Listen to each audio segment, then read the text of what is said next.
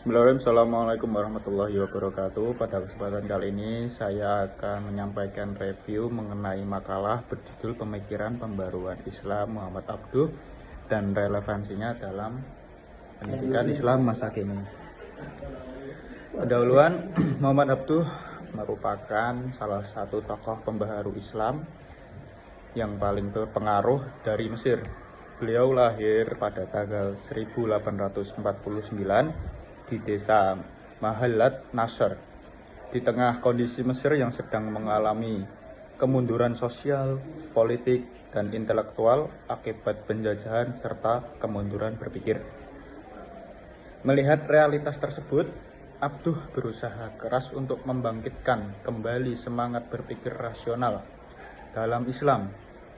Ia menolak sikap taklid buta terhadap ulama terdahulu dan mengajak umat Islam membuka kembali pintu ijtihad agar agama dapat dipahami secara kontekstual dan dinamis.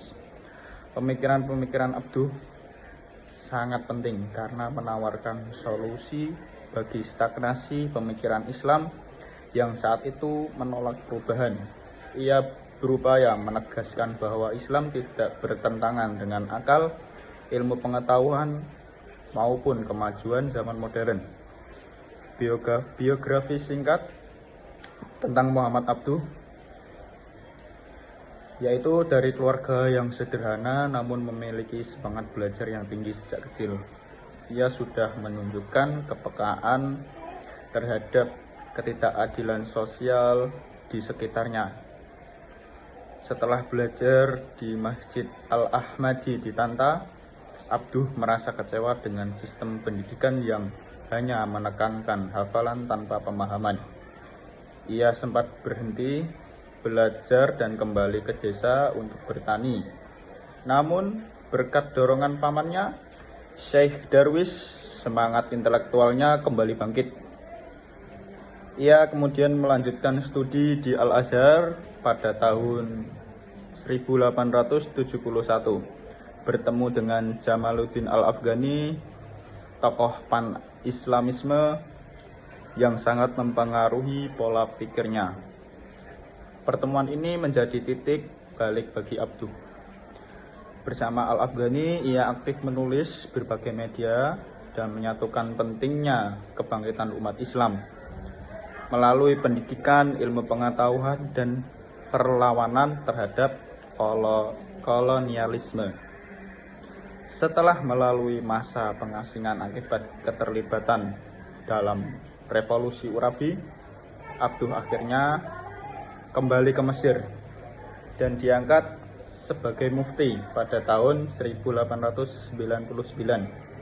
Dari posisi ini ia menjalankan banyak reformasi baik di bidang hukum Islam maupun pendidikan hingga wafat pada tahun 1905. Pokok-pokok pemikiran dan ajaran Muhammad Abduh.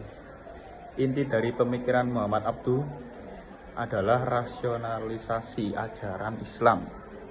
Ia menegaskan bahwa Islam sejalan dengan akal dan ilmu pengetahuan modern. Menurutnya, kemunduran Islam bukan disebabkan oleh agama itu sendiri, tetapi oleh cara berpikir umat Islam yang kaku dan menolak ijtihad. Dalam pandangannya, ajaran Islam terbagi menjadi dua, yaitu ibadah dan muamalat. Ibadah bersifat tetap dan tidak boleh diubah karena berkaitan langsung dengan hubungan manusia kepada Tuhan.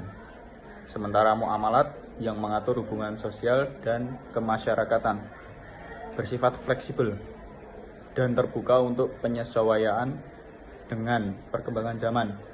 Oleh karena itu, Abduh menekankan pentingnya membuka kembali pintu ijtihad agar ajaran Islam tetap relevan dan hidup di setiap masa. Dalam bidang pendidikan, Abduh sangat kritis terhadap sistem pendidikan yang berlaku di Mesir saat itu. Ia menilai sekolah agama terlalu fokus pada hafalan dan ritual, sementara sekolah pemerintah dan misionaris mengabaikan pendidikan moral dan agama. Karena itu Abduh menawarkan sistem pendidikan yang integratif, yaitu memadukan ilmu agama dengan ilmu modern. Tujuan pendidikannya bukan hanya mencerdaskan akal, tetapi juga membentuk akhlak dan spiritualitas peserta didik. Lalu dalam konteks pendidikan Islam masa kini, gagasan Abduh dapat diterapkan sebagai pengembangan kurikulum yang seimbang antara ilmu agama dan sains modern, serta mendorong siswa untuk berpikir kritis, kreatif, dan berakhlak mulia. Ia menolak pandangan bahwa agama menghambat kemajuan, sebaliknya ia meyakini bahwa kemajuan hanya bisa dicapai dengan umat Islam kembali kepada semangat awal Islam yang menghargai ilmu dan akal sehat. Selain itu, teologi rasional Abduh juga relevan untuk melawan paham-paham ekstrem yang muncul di era modern. Ia menolak teologi fatalistik yang membuat umat pasrah dan tidak berusaha. Menurutnya, manusia memiliki kebebasan dan tanggung jawab moral untuk memperbaiki kehidupannya. Konsep ini dikenal sebagai teologi progresif yang menekankan pentingnya usaha, kebebasan berpikir, dan rasa tanggung jawab sosial. Kebebasan berpikir dan tanggung jawab sosial. Pengaruh Abduh terhadap umat Islam termasuk Indonesia. Pemikiran Abduh tidak berhenti di Mesir saja. Melalui tulisan dan murid-muridnya, ide-idenya menyebar ke berbagai negara Islam termasuk Indonesia. Beberapa tokoh besar seperti Harun Nasution dan Nurcholish Madjid banyak terinspirasi oleh gagasan rasional dan reformis Abduh. Harun Nasution misalnya mengembangkan Neo-Mu'tazilah sebagai bentuk penerapan teologi rasional di pendidikan tinggi Islam Indonesia.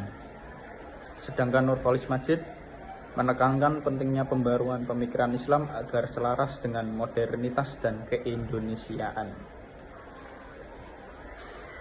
Keduanya menunjukkan bahwa semangat pembaruan Abduh telah menjadi fondasi bagi munculnya gerakan Islam moderat dan intelektual di Indonesia. Jadi pada intinya Muhammad Abduh itu belajar dari masa kecil. Ia sudah mengamati di lingkungan sekitarnya bahwa pemerintah dan pendidikan itu tidak selaras. Makanya Muhammad Abduh kritis, lalu beliau menggabungkan antara ilmu dunia dan ilmu agama dijadikan satu, karena agar kita mempunyai ilmu dunia dan kita juga memiliki akhlak karimah.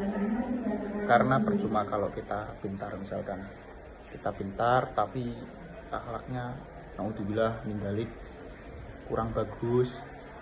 Nah, itu bisa menjadi salah satu PR juga bagi kita semua, bahwa kita perlu muhasabah juga, karena yang dikejar itu bukan hanya duniawi saja. Karena Muhammad Abduh juga bilang kan, kalau ilmu agama dan ilmu dunia digabungkan